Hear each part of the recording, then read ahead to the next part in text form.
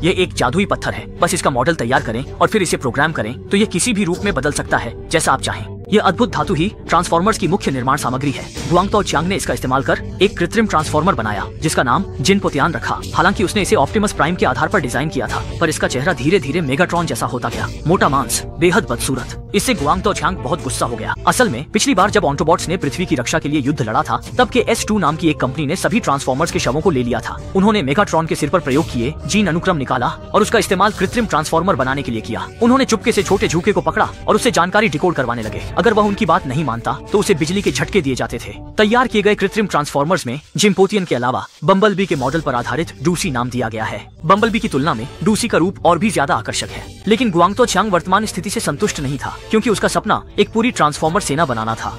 कच्चा माल प्राप्त करने के लिए KS2 ने CIA के ऐनक वाले अंकल के साथ मिलकर साजिश रची। ऐनक वाले अंकल ने अपने पद का दुरुपयोग करते हुए डिसेप्टिकॉन का शिकार किया और चुपके से ऑटोबॉट्स की भी हत्या कर दी, उन्हें पिघलाकर नया रूप दे दिया। इससे उन्हें कच्चा माल मिल गया और वे अपनी किस्मत भी खुद के हाथ में ले सके। ऑटोबॉट्स पर निर्भर नहीं रहना पड़ा। लेकिन वह एहसान फरामोशी शब्द भूल गया था। अगर ऑटोबॉट्स और ऑप्टिमस प्राइम ने अपनी जान की बाजी लगाकर इंसानों को न बचाया होता, इंसान कब के मेगाट्रॉन के हाथों मारे जा चुके होते और पृथ्वी का नामो निशान मिट गया होता। पर इस समय इंसान उन्हीं के साथ विश्वासघात कर रहे हैं। राइट कैट पहले जहाज की चिमनी में छिपा था, उसे CIA की लॉकडाउन टीम ने बम से बाहर निकाल दिया। बिना सोचे समझे उन्होंने उस पर हमला कर दिया। अकेला और कमजोर राइट कैट भागने की कोशिश करता है, पर भारी गोलाबारी में वह तुरंत अपनी असली हालत में लौट आता है और एक गोले से उसकी टांग उड़ जाती है। राइट कैट एम्बुलेंस पागलों की तरह रहम की भीख मांगने लगता है। उसे समझ नहीं आता कि ऑटोबॉट्स ने इंसानों की मदद करके डिसेप्टिकॉन्स को खदेड़ा है, पर इंसान न केवल उनका धन्यवाद नहीं कर रहे बल्कि उन पर बेरहमी से कत्लेआम कर रहे हैं। उसे ये नहीं पता कि लॉकडाउन टीम के सदस्य वे लोग हैं जो पिछली जंग में फंस गए थे। वे ऑटोबॉट्स से नफरत करते हैं, इसलिए उनके लिए कोई हमदर्दी नहीं रखते। इसी समय दूर एक तालाब में से एक ऑटोबॉट जैसा दिखने वाला रोबोट पानी से बाहर निकलता है। चिनबी ने एक बीच बम फेंका जो उसके पीछे जोरदार धमाके के साथ फटा। आग की लपटें तेजी से फैल गईं। वे सब आगे भागने की पूरी कोशिश कर रहे थे, लेकिन पीले बालों वाला लड़का एक कदम पीछे रह गया। 1000 डिग्री से भी ज्यादा तापमान में 20 मीटर के दायरे में सब कुछ पल भर में जलकर राख हो गया। पीले बालों वाला भी बायोलॉजिकल मेटल में बदल गया, यानी वही सामग्री जिससे ट्रांसफॉर्मर बनाए जाते हैं। बाहर निकलने के बाद ऑप्टिमस प्राइम केड और बाकी लोगों को लेकर दूसरे ट्रांसफॉर्मर्स को ढूंढने निकल पड़ा। शायद उसे लगा कि उसका बाहरी रूप बहुत पुराना हो गया है, इसलिए उसने रास्ते में गुजरते एक ट्रक को स्कैन किया और फिर शानदार तरीके से खुद को ट्रांसफॉर्म कर लिया। ऑप्टिमस प्राइम की वापसी की खबर मिलते ही हाउंड ने खुशी में गोली चला दी। ड्रिफ्ट भी उत्साहित होकर अपनी असली शक्ल में आ गया। वह पहले डिसेप्टिकॉन था, लेकिन सुधरकर ऑटोबॉट्स में शामिल हो गया। क्रॉस हेयर और बम्बलबी भी बारी बारी से स्वागत करने आए। इसके बाद ऑप्टिमस प्राइम ने एक और शानदार ट्रांसफॉर्मेशन किया। इस समय केवल कुछ ऑटोबॉट्स बचे थे और कोई नहीं जानता था कि मनुष्य उनका शिकार क्यों कर रहे थे।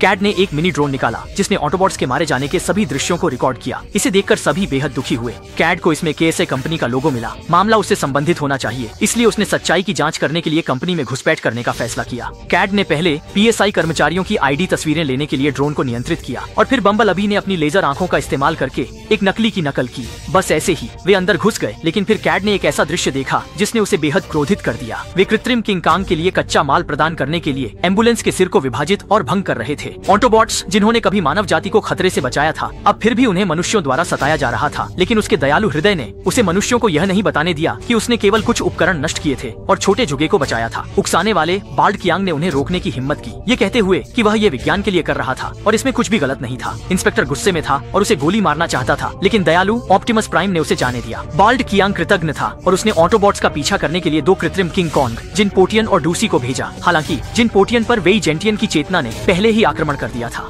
जैसे ही उसने रूपांतरित किया, उसने 2 गुजरती कारों पर अंधाधुंध हमला करना शुरू कर दिया और निर्दोष लोगों को गोली मार दी गई। कंट्रोल रूम के लोग हैरान रह गए और इसे प्रोग्राम की गड़बड़ी मान लिया। जिंगपोटियन ने रास्पबेरी मिसाइल दागी जो ऑटोबॉट्स की ओर बढ़ी। लड़ाई में उलझना नहीं चाहते थे, इसलिए वे मुड़कर भागने लगे। लेकिन किसी ने सोचा नहीं था कि जिंगपोटियन नियंत्रण से बाहर होकर 4 और मिसाइलें दाग देगा, जिससे निर्दोष वाहन फिर से चपेट में आ गए। ऑप्टिमस प्राइम और बम्बलबी बाल बाल बचे। कैड और बाकी लोग मुश्किल से बच पाए। मजबूरी में सभी ने पलटकर जवाबी हमला करने का फैसला किया, लेकिन जिंगपोटियन खुद को टुकड़ों में बांटकर फिर से एकजुट होकर कार बन जाएगा और दौड़ता रहेगा। बम्बलबी हैरान रह गया। बम्बलबी को शक होने लगा, लेकिन ऑप्टिमस प्राइम आखिरकार एक मिसाइल की चपेट में आ गया। इसके बाद वह जिंगपोतियान के साथ खड़ा हो गया। ऑप्टिमस प्राइम एक नियमित सैनिक था। उसने अपनी तलवार जिंगपोतियान के सीने में घुसेड़ दी, लेकिन जिंगपोतियान को कुछ भी नहीं हुआ, क्योंकि वह एक कृत्रिम ट्रांसफॉर्मर था जिसमें आत्मा नहीं थी। एक गोला ऑप्टिमस प्राइम के सीने को चीरता हुआ निकल गया। उसके पुर्जे बिखर गए। सब लोग हैरान रह गए। जिंग भी काले धुएं से बाहर निकल आई। वह विशाल अंतरिक्ष यान सब पर भारी दबाव डाल रहा था।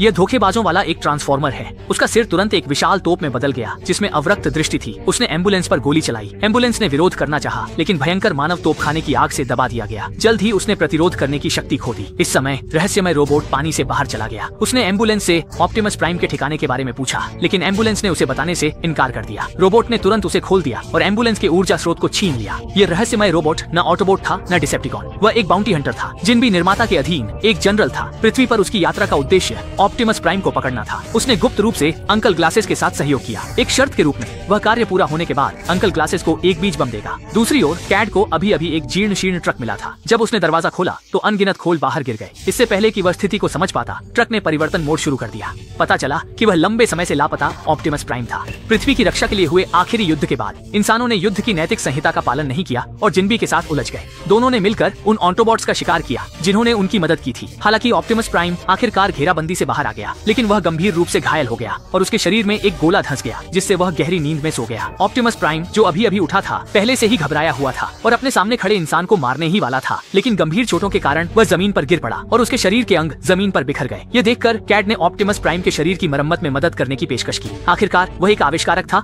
और उसकी विशेषज्ञता कबाड़ के ढेर को दूसरे कबाड़ के ढेर में बदलने की थी। लेकिन उन्हें उम्मीद नहीं थी कि जल्द ही बिन बुलाए मेहमानों का एक समूह आ धमका। वे वुडविंड टीम थे। घर की तलाशी लेने के बाद जब कोई सफलता नहीं मिली तो उन्होंने कैट की बेटी टेसा पर बंदूकें तान दी और कैट पर ऑप्टिमस प्राइम का ठिकाना बताने का दबाव डाला। लेकिन कैट ने कसम खा ली कि वह उन्हें कभी नहीं बताएगा। एक सीधा साधा इंसान होने के नाते ऑप्टिमस प्राइम अपने लिए निर्दोष लोगों को कैसे मरने दे सकता था। वह गोदाम से बाहर निकला और फिर सबको मारना शुरू कर दिया। आम लोग उसके सामने कुछ नहीं थे। जैसे ही वह जाने ही वाला था, कैट के परिवार से कुछ दूरी पर स्थित निषिद्ध क्षेत्र से 2 मिसाइलें दागी गईं और पल भर में कैट का घर जमींदोज हो गया। इसी समय एक कार तेजी से आई और हवा में 30 सेकंड रुकी। एक सुंदर सफेद पूंछ वाली ड्रैगन की तरह उनके सामने रुकी। यह टेसा का बॉयफ्रेंड शॉन था। उन्हें बचा ले गया। वे भागने लगे, लेकिन CIA उनका पीछा कर रही थी, क्योंकि ऑटोबॉट्स का शिकार करना एक गुप्त काम था जिसे पता नहीं चलना चाहिए था। सबूत मिटाने के लिए उन्हें मार डालना चाहते थे। शॉन ने अपनी बेहतरीन ड्राइविंग स्किल्स से पीछा करने वालों से बचते रहे। जब आगे रास्ता नहीं बचा तो उन्होंने 100 मीटर ऊंची इमारत से गाड़ी को नीचे उतार दिया। इधर ऑप्टिमस प्राइम और लॉकडाउन के बीच जबरदस्त लड़ाई हुई, जिसमें ऑप्टिमस प्राइम की तकनीक बेहतर साबित हुई। उसने लॉकडाउन को रस्सी से हवा में लटका दिया, फिर केट और बाकी लोगों की मदद से दुश्मनों को रोका। वे वहां से भागने की योजना बना रहे थे, लेकिन लॉकडाउन ने पीछे एक सीड बम फेंक दिया। ये क्लस्टर बम जबरदस्त धमाके के साथ फटा और आग की लपटें तेजी से फैलने लगी। अब उनके पास भागने के अलावा कोई रास्ता नहीं था।